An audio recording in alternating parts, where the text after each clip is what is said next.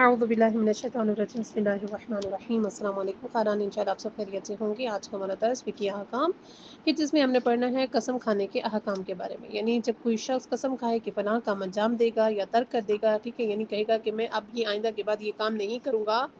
یا میں فلاں کام کروں گا، ٹھیک ہے، جیسے مثلا قسم کھائے کہ روزہ رکھے گا یا تمباکو استعمال نہیں کرے گا، اور اگر بعد میں جان بوجھ کر اس کے خلاف ورزی عمل کرے تو وہ گناہ گار ہوگا، ٹھیک ہے، یعنی اس نے قسم کھائی تھی، اس نے پکا ارادہ کیا تھا، پکا وعدہ کیا تھا کہ وہ اب کے بعد یہ والا کام نہیں کرے گا، یا مثلا مثال کے طور پر اس نے یہ قسم کھائی تھی کہ میں آج کے بعد نماز تہجد جو ہے کبھی بھی قضا نہیں کروں گی، ٹھیک ہے، اب اگر اس نے اس کے خلاف عمل کیا ہے تو وہ گناہ گار ہوگی۔ ضروری ہے کہ وہ پھر اس کا کفارہ دے، یعنی ایک غلام آزاد کرے یا 10 فقیروں کو پیٹ بھر کر کھانا کھلائے یا انہیں پوشاک پہنائے، اور اگر ان اعمال کا بجا نہ لا سکتا ہو تو پھر ضروری ہے کہ 3 دن مسلسل روزے رکھے۔